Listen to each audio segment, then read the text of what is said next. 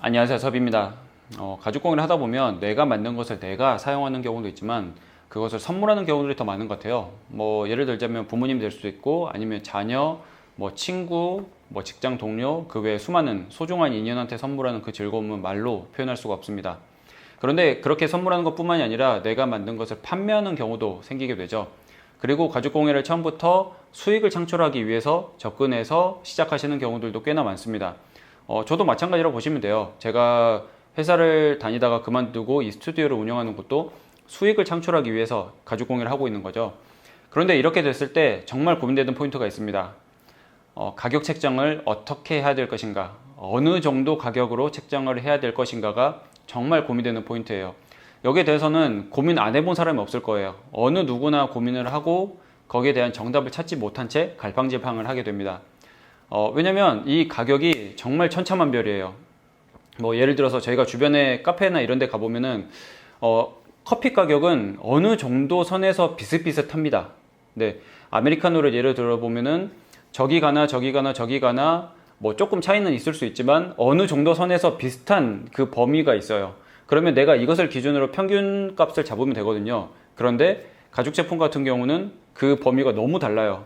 뭐 예를 들어서 이런 카드 지갑을 생각을 해볼게요. 제가 0.5배속 시리즈에서 보여드렸던 이 카드 지갑 두 칸에 가운데 칸 이렇게 들어가 있는 거, 여기에 만약에 제 로고가 아니라 뭐 에르메스나 벨루티나 그런 유명한 명품 브랜드가 들어가 있었으면 이 카드 지갑은 몇십만 원이 됐을 겁니다, 판매 가격이. 그런데 거의 비슷한 가죽을 쓰고 비슷한 구성임에도 불구하고 이 비슷한 것을 어느 뭐 온라인 쇼핑몰이나 어느 시장이나 그런 데 가면 만 원, 2만 원에도 살 수 있어요. 네, 격차가 정말 크죠. 그렇기 때문에 가격을 책정하는 데 있어서 어려움이 있을 수밖에 없습니다. 그런데 저 같은 경우에는 이제 초창기 때 그런 고민들을 많이 겪었었고, 거기에 대해서 어느 정도 가이드라인, 기준점이 하나 생긴 것 같아요. 그걸 한번 공유해 드리려고 하는데, 예를 들어서 이 클러치로 얘기를 해볼게요. 제가 이 클러치 가격을 산정을 하려면 먼저 고민을 해야 될 게 재료비가 되겠죠. 여기 들어가 있는 재료비. 재료비 같은 경우에 이쪽에 가죽이 있을 거고, 그 다음에 지퍼, 여기에 뭐 조그만 부자재들, 그 다음에 보강을 넣었으면 보강, 그리고 안쪽도 가죽입니다. 이 안쪽도 가죽. 이런 것들을 전부를 더해볼 수가 있죠. 내가 구매한 단가가 있으니 그 단가에다가 뭐 면적이라든지 길이, 그리고 추가적으로 쓰면서 발생했던 로스, 이런 것들을 고려를 하면 들어간 순수 재료비를 제가 계산을 할 수가 있습니다. 그리고 이것을 만드는 데 들어간 게 또 있죠. 네, 시간. 네, 시계처럼 네, 시간이 들어갔습니다. 내가 직접 만드는데 내 시간을 썼기 때문에 인건비라는 게 발생을 합니다. 그리고 그 인건비는 어떻게 기준을 잡을 수가 있냐면 최저시급을 기준으로 생각하시면 돼요.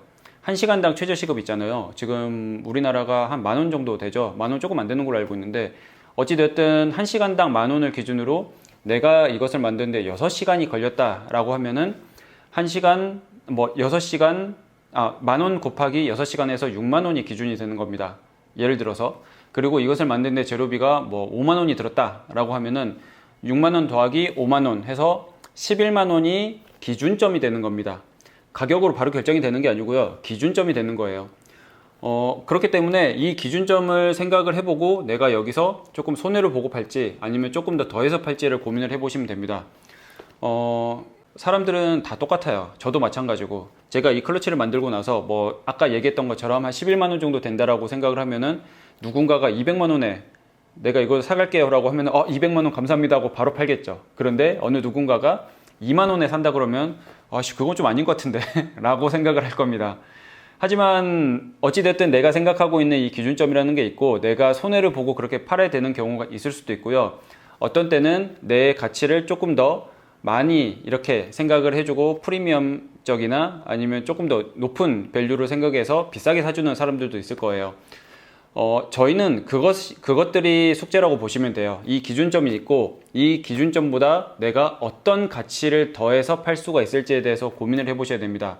어느 누군가는 소재 자체가 조금 더 특별한 소재나 뭐 비싼 소재, 내구성이 있는 소재를 써서 거기에 대한 메리트를, 이렇게 장점을 얘기를 할 수도 있을 거고요. 아니면 디자인적으로라든지 아니면 구성적인 측면에서 다른 제품들과 이런 특장점이 있다, 조금 더 가치가 높아 보이지 않니? 라고 이렇게 설득하는 그런 과정들이 필요한 거죠.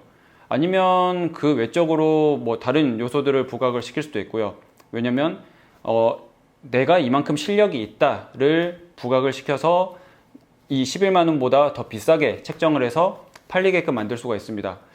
이런 과정이 필요할 것 같아요. 그런데 이런 과정은 아까 얘기했던 기준점, 들어갔던 순수 재료비 그리고 인건비 그 두 개를 더한 것을 기준으로 내가 어떻게 할지를 잡아보시면 좋습니다. 거기에 따라서 이 나름의 판매 전략이 달라지는 거예요. 저 같은 경우는 제가 유튜브를 하는 이유도 마찬가지죠. 제가 만든 것의 가치를 조금 더 부가시키기 위해서, 조금 더 이제 업을 시키기 위해서 이렇게 하고 있는 거고요. 어느 누군가는 인스타그램을 사용을 할 수도 있겠죠. 아니면 어느 누군가는 틱톡일 수도 있고, 아니면 어느 누군가는 뭐 네이버 스마트 스토어나 뭐 블로그 그런 것들을 활용할 수도 있을 것 같습니다. 아니면 뭐 오프라인 그런 매장이나 그런 것들을 이렇게 세팅을 해가지고 그걸 통해서 내가 만든 것의 부가가치를 조금 더 키워줄 수가 있겠죠. 그렇듯이 사람마다 각자 다르기 때문에 거기에 대해서 내가 할 수 있는 게 뭔지, 내가 잘할 수 있는 게 뭔지에 대해서 고민해 보시는 게 좋을 것 같고요. 그 시작점은 아까 얘기했던 기준, 그 가이드, 재료비와 인건비 이 두 개를 더한 것에서부터 시작을 해보시면 좋을 것 같습니다. 저도 이렇게 말씀을 드리지만 언제나 고민이 되는 포인트예요. 뭔가 만들어서 판매를 한다고 했을 때 이게 맞는지 저게 맞는지에 대해서 정말 갈팡질팡했었는데 그 부분에 대해서도 비슷한 고민을 하시는 이런 시청자분들께 공유해드리고 싶어서 이렇게 짧게 영상을 찍어봤습니다. 다들 재밌게 가죽공예 생활하시고 다음에는 다른 영상으로 찾아뵙겠습니다. 감사합니다.